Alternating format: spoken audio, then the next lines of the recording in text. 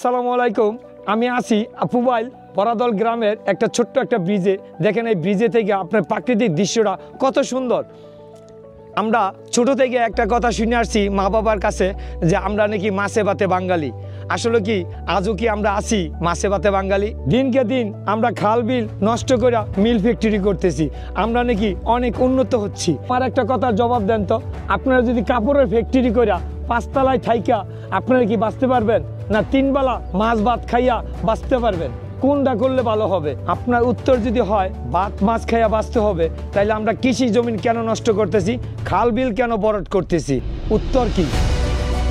দর্শক, আমরা আছি পুবাইলের ভালো নদীর একটা খালে।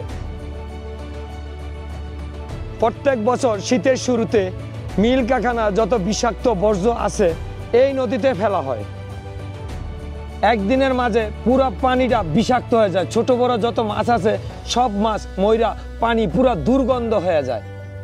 আমাদের এলাকায় শত শত লোক এই নদীর উপর নির্ভরশীল।